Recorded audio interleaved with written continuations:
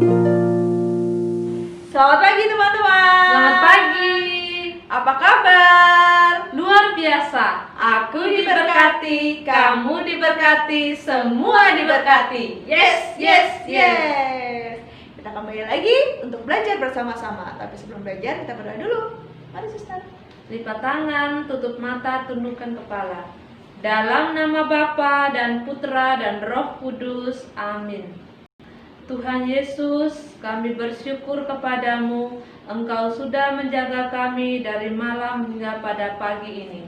Berkatilah kami pada pagi ini, agar kami bisa belajar dengan semangat, supaya kami menjadi anak yang pintar, jujur, disiplin, dan mandiri.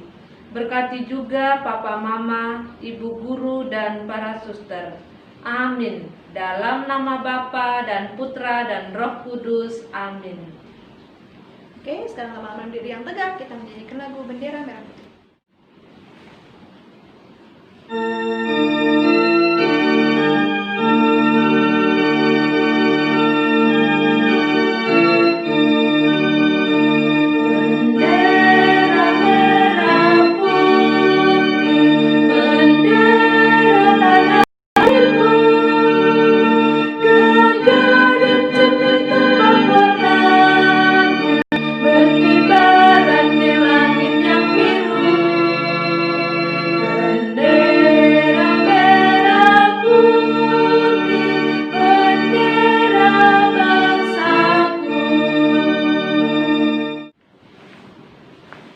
Oke teman-teman, hari ini kita akan belajar tentang kupu-kupu. Sebelumnya marilah kita bernyanyi dulu. Lagunya berjudul Kupu-kupu.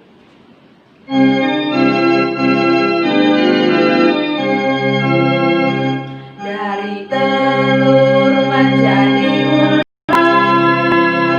dari ulat jadi kepompong, kepompong robek jadi kupu-kupu terbang tinggi ke atas langit.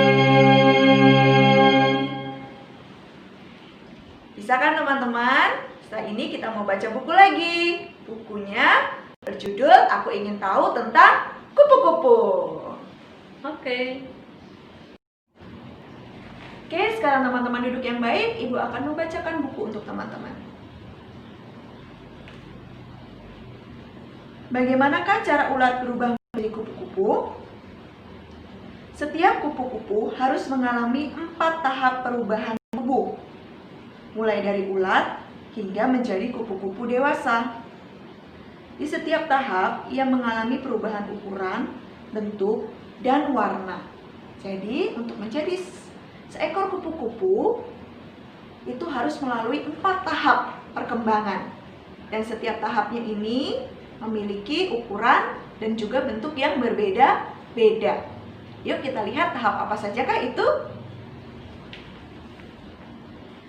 Tahap yang pertama adalah kupu-kupu bertelur di atas tumbuhan yang akan menjadi makanan ulat yang menetas dari telur kupu-kupu. Bayi yang ditetaskan dari telur serangga dinamakan dengan larva. Jadi tahap yang pertama adalah kupu-kupu bertelur. Bertelur di atas daun yang akan menjadi makanan ulat nanti ketika telurnya menetas. Terus kita lihat tahap yang kedua sekarang ya. Tahap yang kedua adalah ulat. Ulat dengan rakus akan memakan daun tumbuhan dan cepat bertumbuh menjadi besar.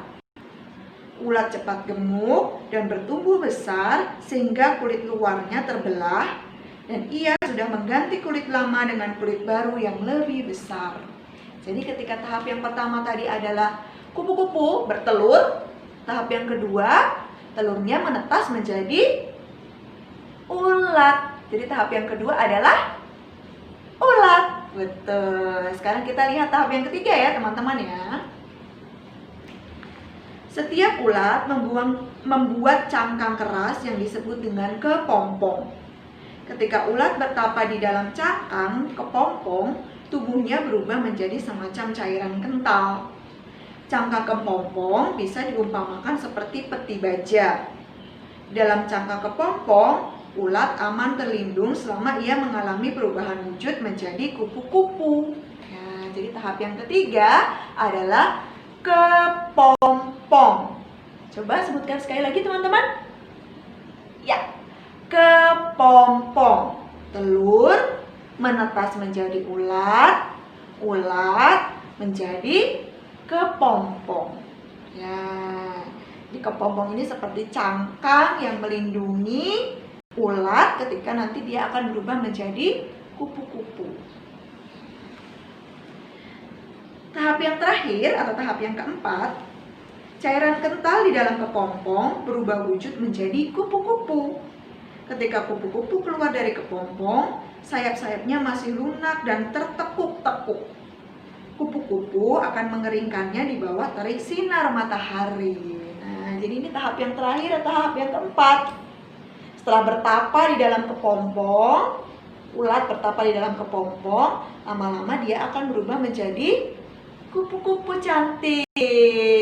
Nah, kupu-kupu inilah, tapi sebelumnya dia belum bisa terbang, badannya masih basah. Maka dia harus keringkan dulu di bawah sinar matahari. Setelah dia kuat, barulah dia bisa terbang. Kupu-kupu. Telur menetas menjadi ulat, ulat menjadi kepompong, kepompong robek menjadi kupu-kupu. Oke. Kupu-kupu tidak perlu memakan apapun untuk mendukung pertumbuhannya. Ia hanya perlu hinggap di beberapa bunga untuk menghisap sari bunga yang manis sehingga ia mendapat kekuatan untuk terbang. Jadi makanan kupu-kupu itu adalah sari-sari bunga yang rasanya manis atau biasa kita sebut dengan nektar.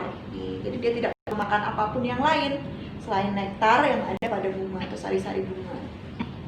Ya, rasanya manis. Ya. Kupu-kupu betina bertelur lebih dari 50 butir di sepanjang hidupnya. Ya, jadi setelah dia besar menjadi kupu-kupu dewasa, dia makan sari-sari bunga dan dia akan kembali bertelur. Bahkan di sini disebutkan kupu-kupu dewasa bisa bertelur sampai 50.000 butir. Wow, banyak sekali ya teman-teman ya. Oke, teman-teman sekarang sudah tahu bagaimana perkembangan dari kupu-kupu. Ingat ya dari awal ya. Telur menjadi ulat, ulat jadi kepompong, kepompong robek jadi kupu-kupu.